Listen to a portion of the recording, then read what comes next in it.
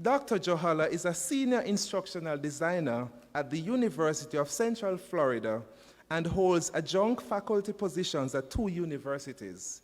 He also maintains an active YouTube vlogging channel sharing his research interests and educational insights with over 2,500 subscribers through more than 205 videos, uploading new content weekly. Dr. Johala has given over 60 presentations throughout his career, including 26 invited talks and over 5 keynote speeches. Ladies and gentlemen, I present to you our keynote speaker, Dr. Rohan Johala.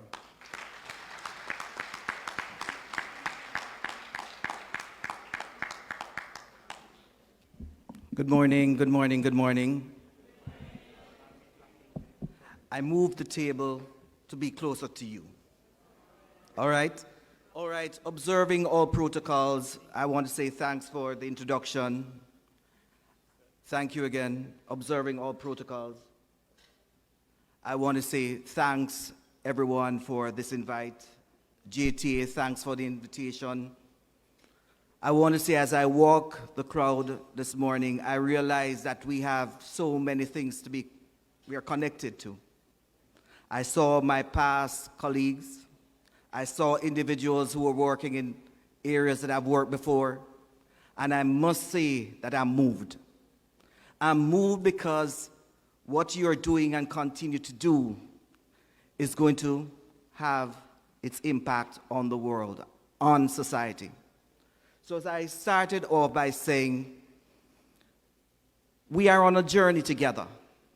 The journey is not going to be easy. But as we go, we must be passionate about what we do. I taught at the Montego Bay Secondary School, now St. James High. I taught at the All-Age School up by Mount Zion. I taught at the Montego Bay Infant School, where I was the only male teacher there. And boy, in Jamaican terms, them walked me out. If there was a speaker box to move, Mr. Joala, you can move that box. Did they call you miss? Sometimes, students did. And the bottom line is, one day I was talking to a boy who had sculled my class. He had missed my class. And I said to him, I'm going to punish you for this. And during that time, it was acceptable to do certain things. Now it's gone. You can't do it. And as I was about to put the first dose of medication on this child, a female teacher said to me, that's not how you do it. Let me show you how. And when she put on the first one, I had to say no more.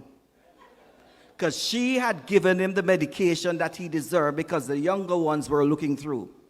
So as I go through today, I want to share with you my passion, what has driven me to the point where I am at, and how to maintain and sustain that, because that's important.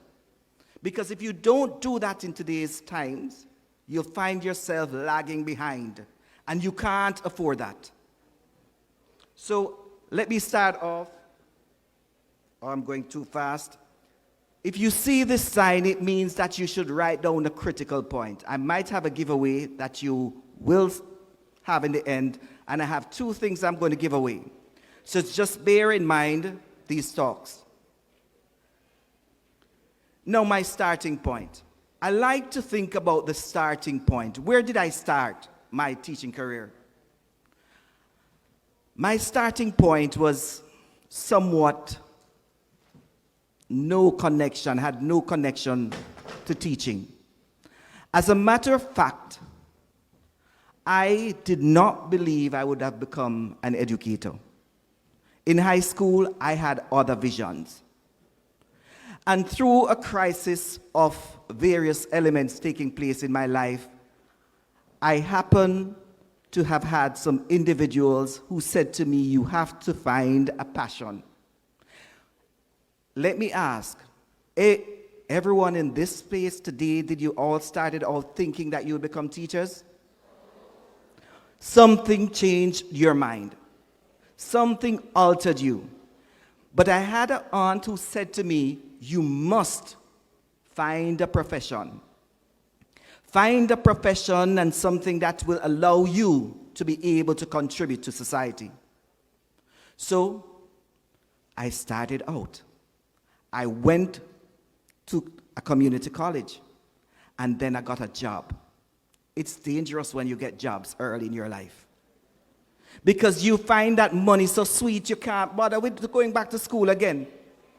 So I challenge young men, if you think you're going to work first, go and get a skill or go to a higher education institution, because you have that framework. Money was running and I felt good because I could buy my red shoes, my acid wash jeans, and a few more things. I don't know, you might calculate the year. That was in the 80s, when Miami Vice shorts were being worn. So I happened to say, I applied for every teacher's college in Jamaica. I even applied to St. Joseph's.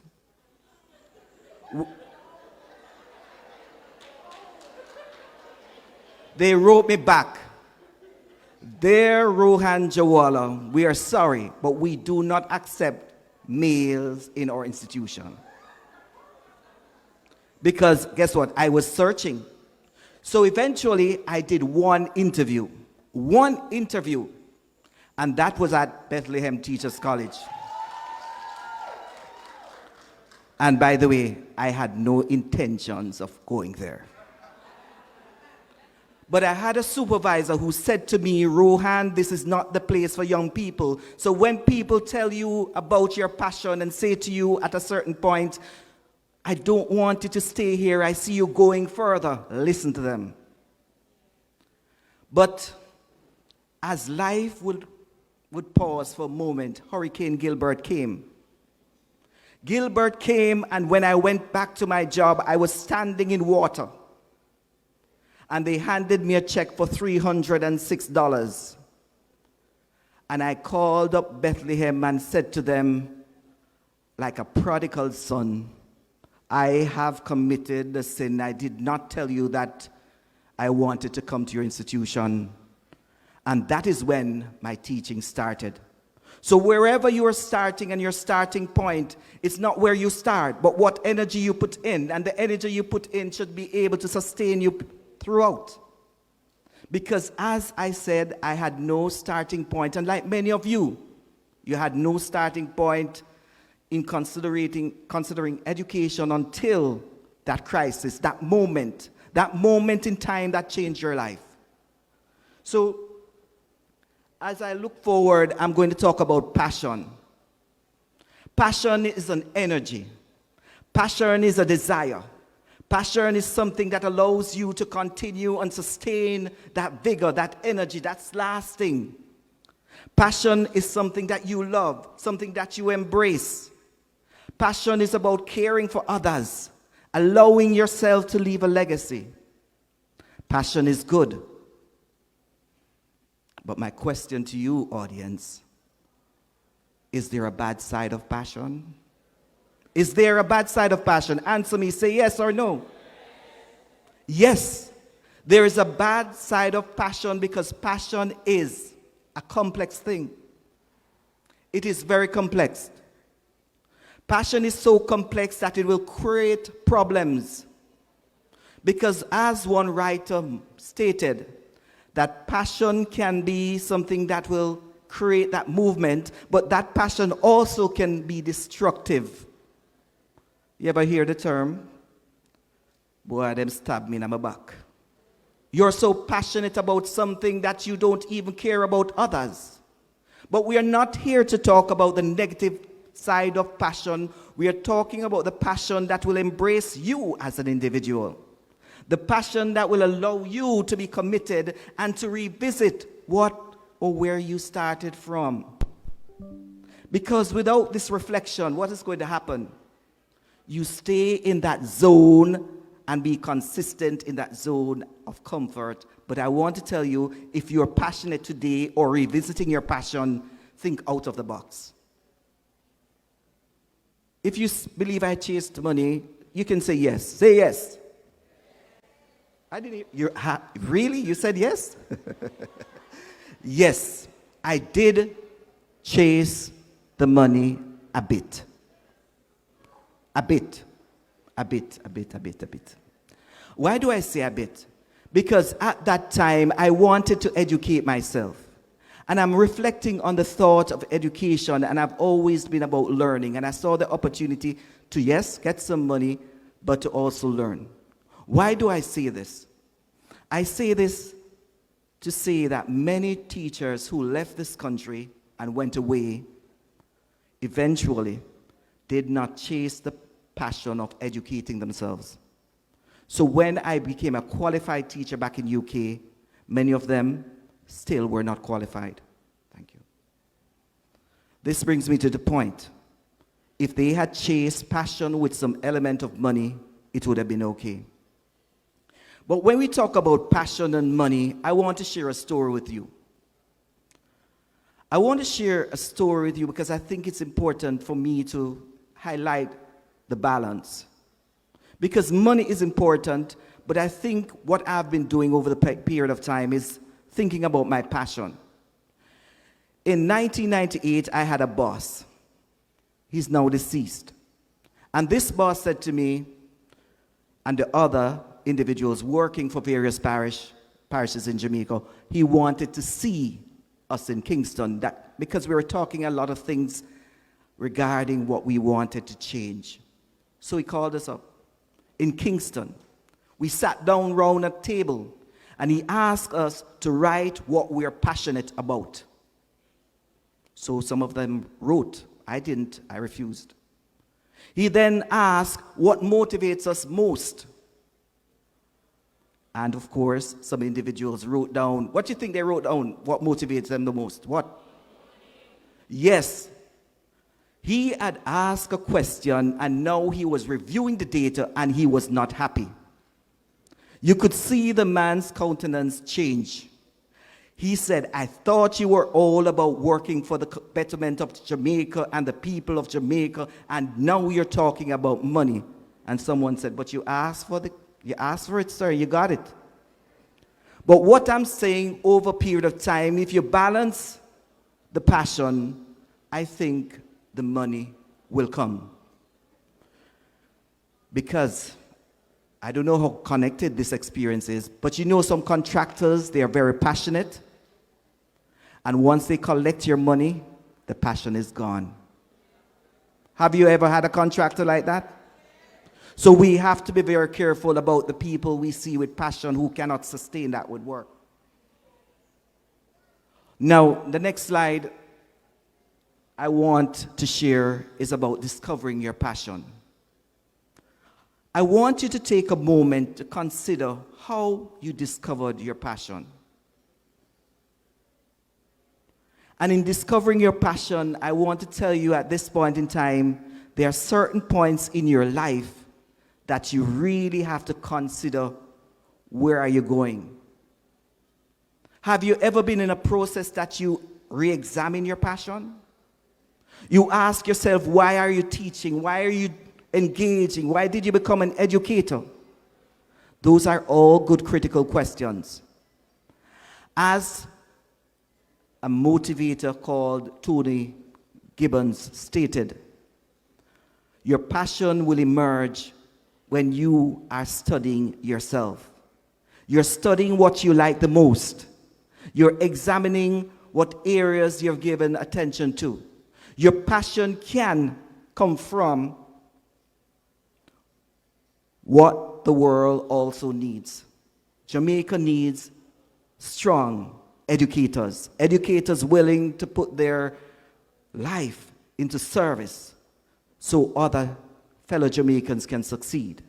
At times you have to take yourself away and you have to say, I am going to put myself out there at risk. So sometimes your passion can be emerging from any aspect. But one story I'd like to talk about is a friend called Christopher Zadie.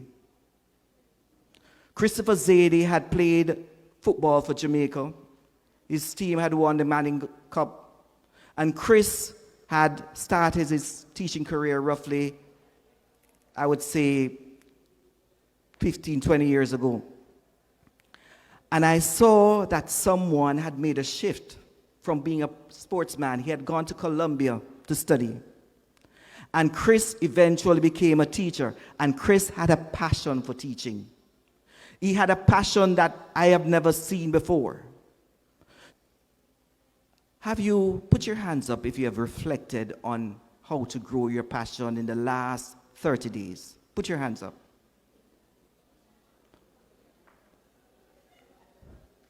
That, not a lot. But I want to start by saying, at this point, it's all right, because I think that requires purposeful engagement. Sometimes as you teach and you walk the classroom space and wherever you are, you have to remember those educators who allowed you to see that passion was important. There are many educators I've come across, but two stands out for me as good educators. Dr. Josette Smikle, now deceased. And what I like about Dr. Smikle was the fact that she had the ability to motivate her students. I remember a few years ago when I was in Teachers College, not a few years ago, decades ago. When I was in Teachers College, I remember Dr. Smikle going beyond the call of duty. She had designed extra lessons for us to attend after the school day had completed to ensure we qualified to teach. And boy, I did value those lessons. On reflection, one day, Dr. Smikle reprimanded me. She said to me, I heard your name being called on the football field when you should have been in my class. She said, Rohan Jawala, you must know if you're here to play football or to attend school. She had the passion to realign me with what I needed to do. However, I still blame those boys for shouting out my name on the soccer field when I told them, listen, I don't want Dr. Smikle to hear. In looking at passion, I want to recall another. I want to recall another person. Dr. Miss Brenda Atkins. Miss Brenda Atkins had the ability to teach in such a way that I've never seen before. I was in her class at one point, and I realized that she could hold an audience. She was teaching about the Frome riots. And I'm sure you know about the riots that happened in Frome. And she was able to allow these students to move in such a way that I've never seen before. And let me tell you, these students all had special education needs. She started by saying and moving to the rhythm.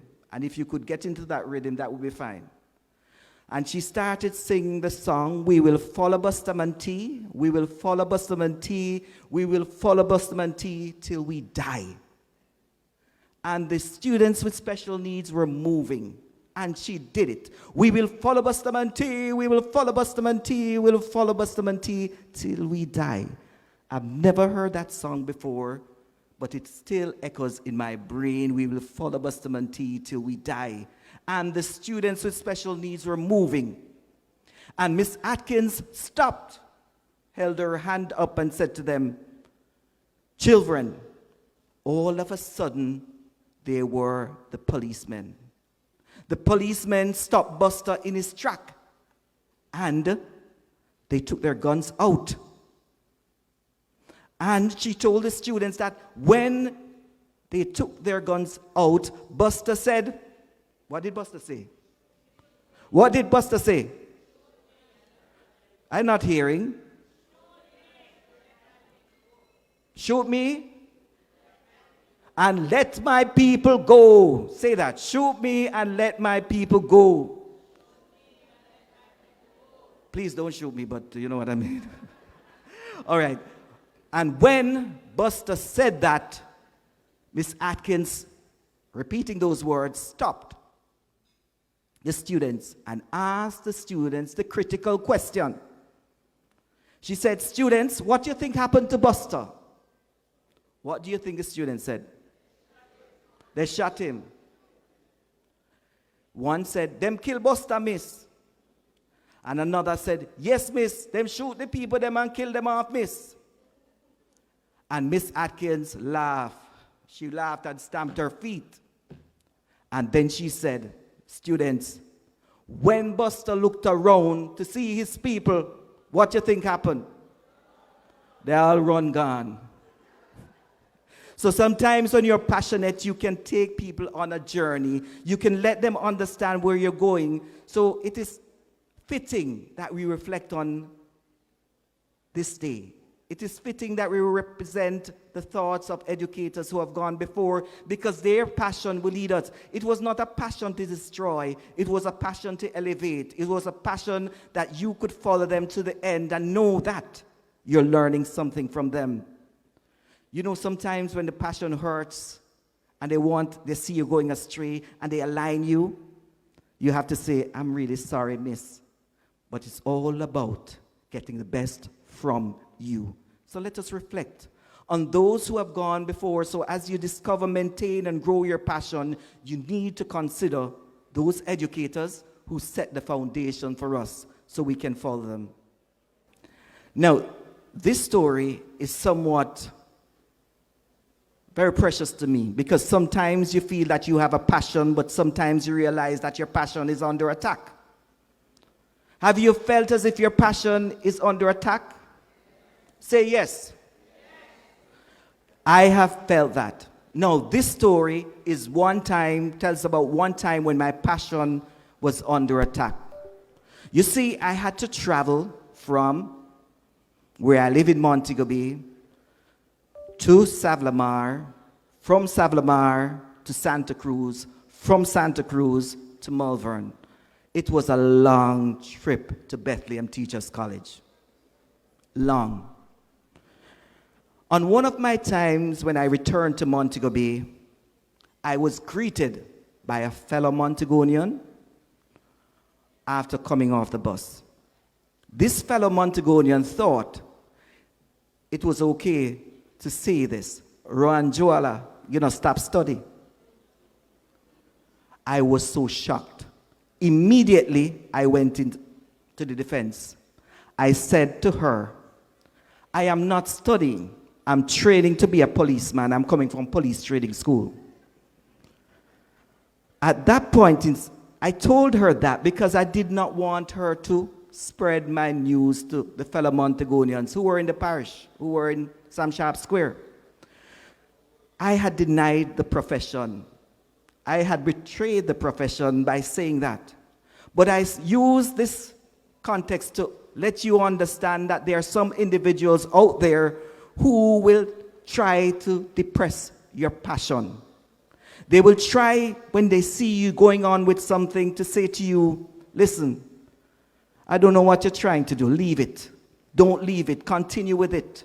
Make sure you're pressing on. My mother-in-law would say, and she often said, some people are dream killers. Do you have any dream killers? You know any dream killers? I say, if you know any dream killers. Well, dream killers seem to have been put on this earth to do one thing: to deflate you, to ensure that you don't succeed, to ensure that you are burnt out, and not to put you to the level that you want to be. So when you see a dream killer, walk far. Walk far, because dream killers will deflate you. They'll put you down to the ground, and then you wonder why you started the journey to become an educator, to ensure that Jamaica becomes a better place. Dream killers. So in order to move on, it might be necessary to leave some people out of your passion. And I want to say this because it's important. You see, when you have a passion burning and you have something that you realize that you're good at, sometimes shut your mouth. You agree with me? I have seen where educators have come to me to ask me about a situation or a thing or whatever, and when I look, the same thing I gave and I articulated it is the same document presenting to me without the recognizing of my work. So what I'm saying is share what is necessary. In the sense as you share, don't let others take your passion away.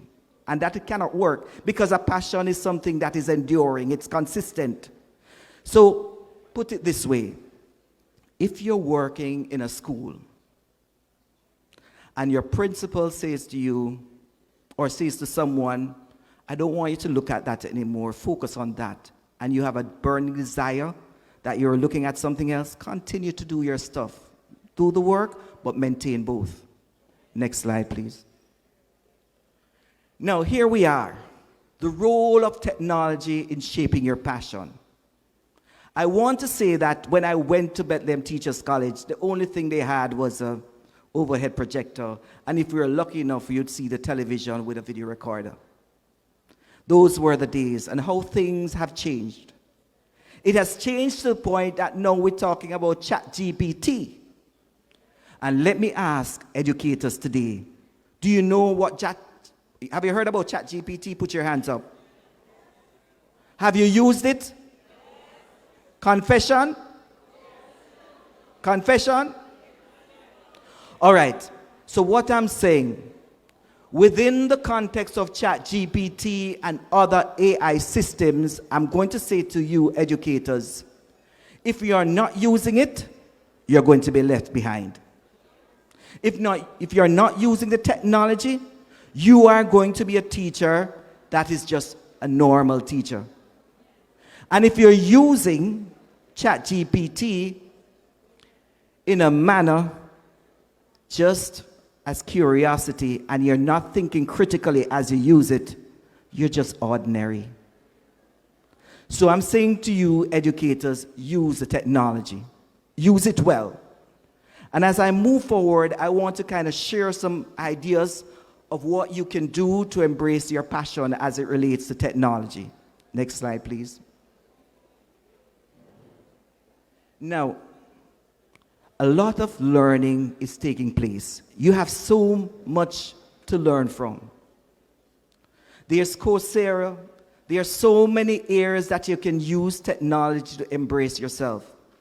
Today, yes, we are having professional development here, but there are so many other places you can get professional development that will strengthen your ability to teach. It will guide you to the place that you network with others, which is going to be so important. Because these spaces allow for you to get the state-of-the-art information. If you want to know about ChatGPT and other AI systems, yes, you can Google it. But if you do a course, it aligns your thoughts to what truly you need to use to develop your passion. Next slide, please. Now, I want to ask a question.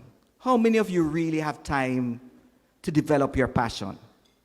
If you have time to develop your passion, put your hands up.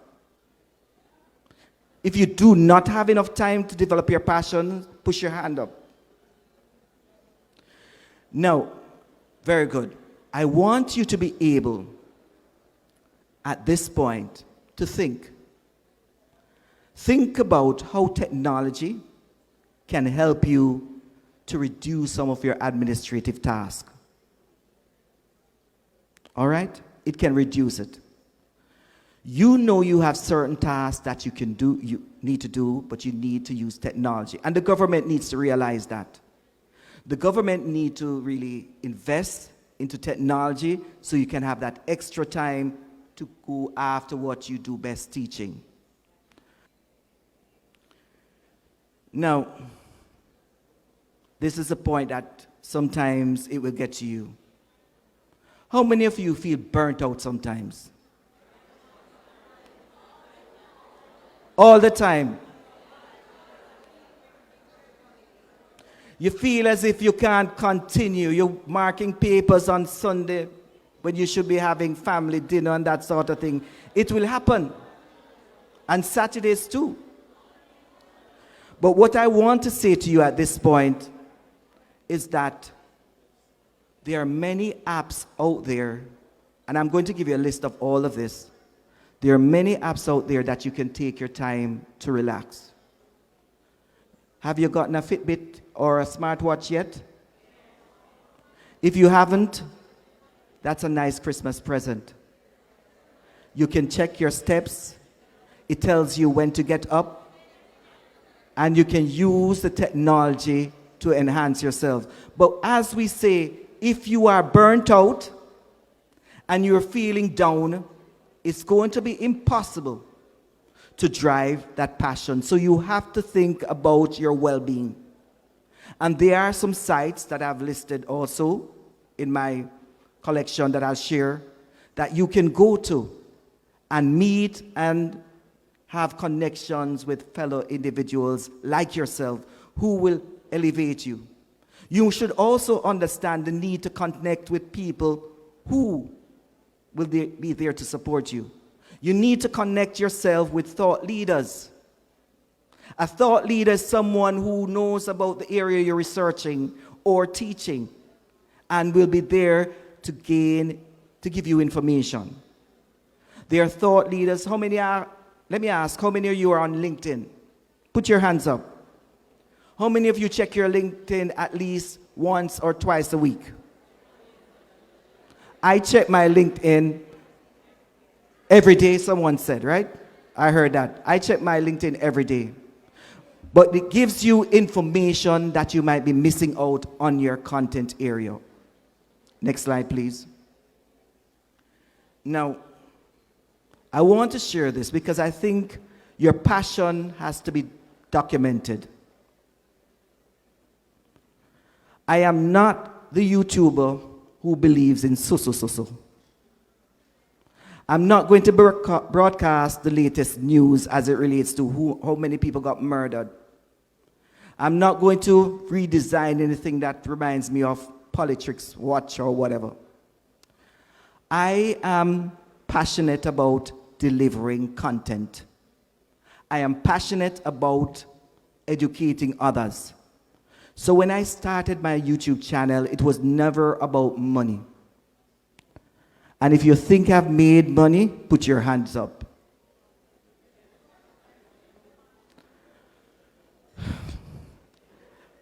No, I have not made money.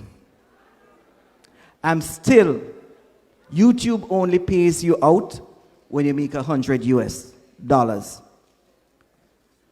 I'm not there yet. However, feel free to subscribe to my channel. Put me there, all right? So what I'm saying is the desire to create content was there for me, and I developed that content, and with that content, I am able to hold a place for my work. How many of you teachers have YouTube channels? Yes. I don't see a lot, but every educator in this space should have a YouTube channel with their course content and areas that they have taught the best. If you agree, say yes. Yes. And if you want help in setting up that YouTube channel, I will help you. If you want to collaborate, I will help you. But getting the content out there is the first place that you can show your passion. So after several years, I still have 2,500 subscribers, and I'm producing content on a weekly basis. Next slide, please. Now, I'm sharing this link with you, and we can go to the next slide. And this is the same as I showed you above, but this is, you can scan and have it. This site actually has all the resources I've collected that drive my passion. If you want to know about VR, it's there. Latest news. If you want to know about having free courses that you can do, it's on my Padlet. If you want to know about self-care, it's right there. You can have access to this. And of course, it is free. And you can create your own passion site that you can embrace your passion of what you want to do.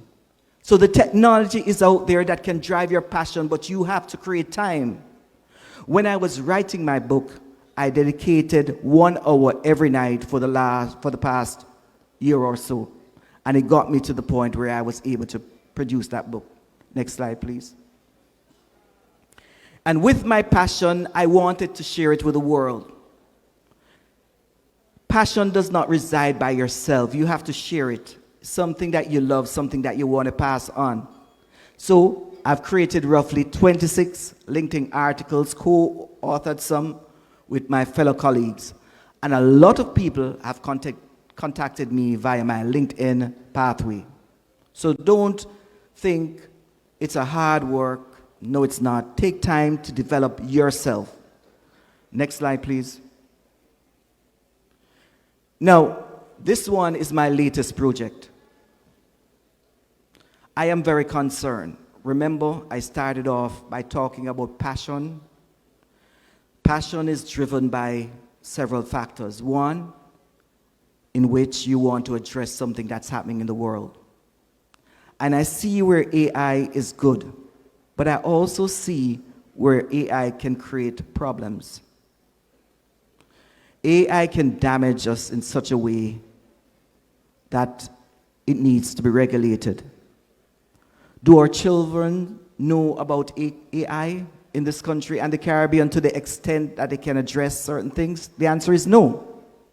So I've created a course, and this course is going to be designed, and it's going to be free for individuals in the Caribbean.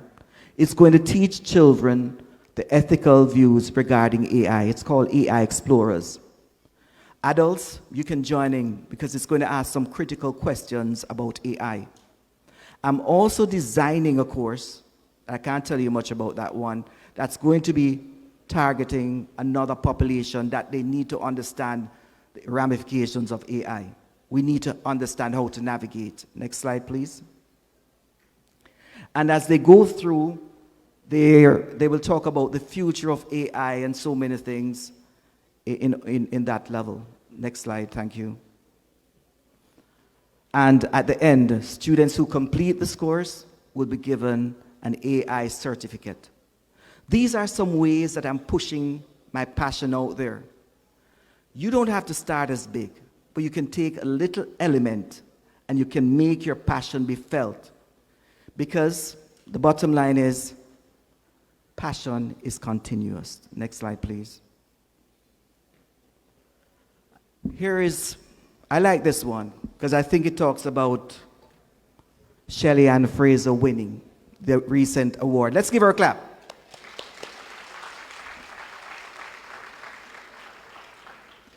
Shelley Ann, slide, please.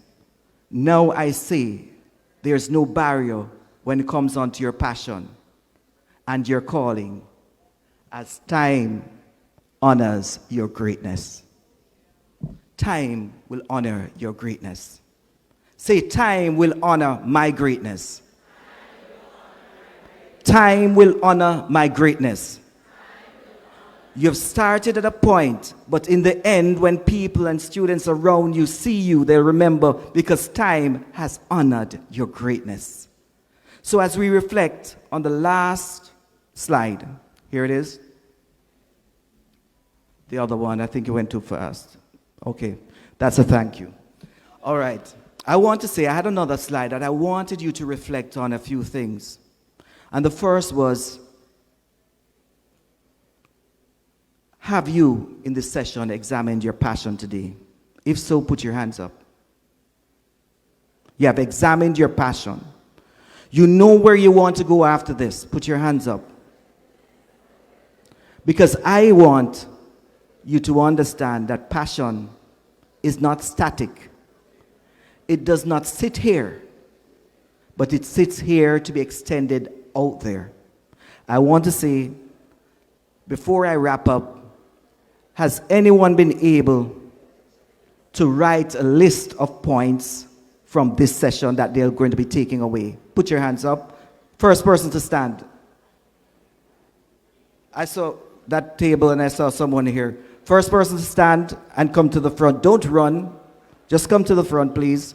Two persons, come to the front if you have your main points. I want to see the points. I want to see the points because you're going to get something this morning.